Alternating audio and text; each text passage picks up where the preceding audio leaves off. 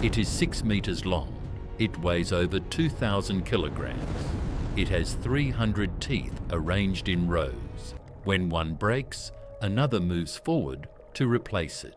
It has been hunting in these waters for 400 million years, in one form or another. And in all that time, nothing has successfully hunted it back. Except one thing: not a predator, not a disease, not a competitor. A parasite smaller than your hand, and a problem the shark cannot solve alone. The great white shark is not covered in scales the way most fish are. Its skin is covered in dermal denticles, tiny tooth-like structures, each one pointing backward, that reduce drag and allow it to move through water with almost no resistance. Under a microscope, shark skin looks like a field of tiny teeth, but between those denticles, in the microscopic grooves and gaps, things accumulate. Parasitic copepods, tiny crustaceans that embed themselves in the skin and gills. Sea lice that find the soft tissue around the eyes and mouth. Bacteria that colonize old wounds. Dead skin that builds up in the folds around the jaw. The shark cannot scratch, cannot reach its own gills, cannot see the back of its own body. It is the ocean's apex predator, and it is carrying passengers it cannot remove. But it has learned where to go.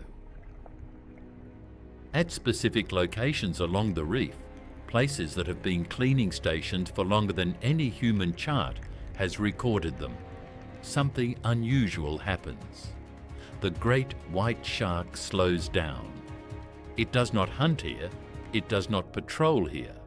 It simply arrives and holds position, sometimes hovering almost motionless in the current, sometimes opening its mouth and holding it open.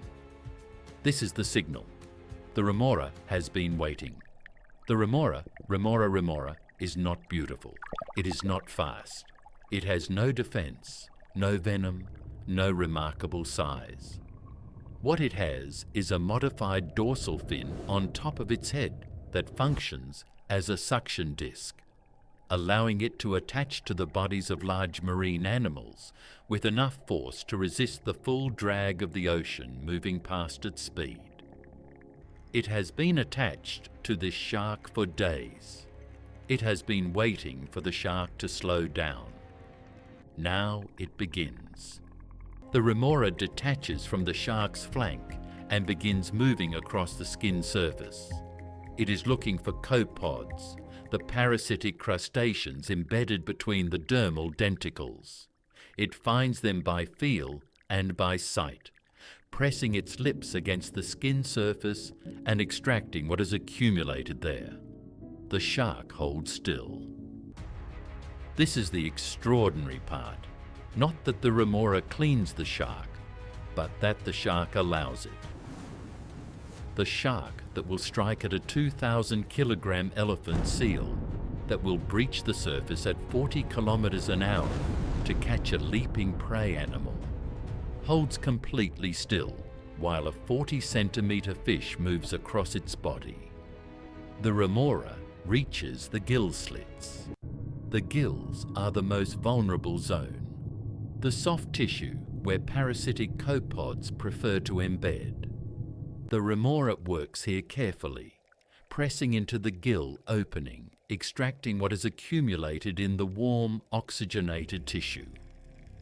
The shark breathes water through these gills continuously. It does not close them. The most extraordinary moment is when the shark opens its mouth, not to feed, not in threat display, but as an invitation, holding the jaw wide while the remora enters the oral cavity and works the tissue there. Between the rows of teeth, debris from the last meal.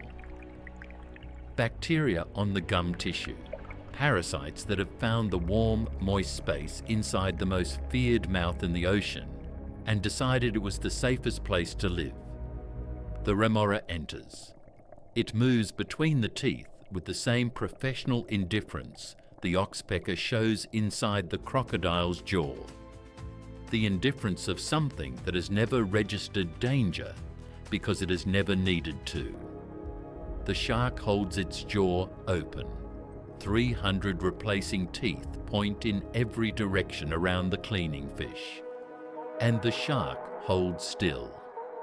Because somewhere in 400 million years of survival, the great white shark learned the same thing the crocodile learned, the same thing the rhino learned, the same thing every large animal that cannot clean itself has learned, that sometimes the most dangerous thing you can do is nothing at all. The remora weighs 100 grams. The shark weighs 2,000 kilograms. The ratio of cleaner to cleaned is 20,000 to 1. And yet the arrangement works, has worked for longer than modern humans have existed, has worked across every ocean on Earth, has worked on great whites and tiger sharks and whale sharks and hammerheads and bull sharks.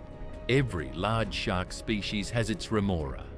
Every cleaning station has its waiting fish. The remora gets food, the parasites and debris it cannot find anywhere else in the open ocean. The shark gets cleaned, the parasite load reduced, the gill tissue maintained, the wound sites addressed. Neither chose this. The remora did not decide to be a cleaner. Its modified dorsal fin evolved for attachment, not by design, but by the slow accumulation of what worked. The remoras that attached to large fish survived better than the remoras that didn't, and so the attachment became the species. The shark did not decide to allow cleaning. It simply learned, over 400 million years, that the thing attached to its flank was not a threat. The ocean built this arrangement without a meeting, without a contract, without anything that could be called cooperation. By the time the shark leaves the cleaning station, the remora has reattached to its flank. It will ride here through the next hunt, through the next 1,000 kilometers of open ocean, through whatever the shark finds and kills and eats. The remora feeding on the scraps that drift from the shark's mouth, returning to clean when the shark slows at the next station. The great white shark, the animal that has starred in more nightmares than any other creature in the ocean, moves away from the reef and back into the blue. The remora attached to its flank. 40 centimeters of cleaning fish riding 2,000 kilograms of apex predator through the open ocean. The most feared animal alive, being cleaned by something smaller than your arm. As it always has been, as it always will be, if the cleaning stations survive, if the reefs hold, if the ocean that built this arrangement still has room for what it built.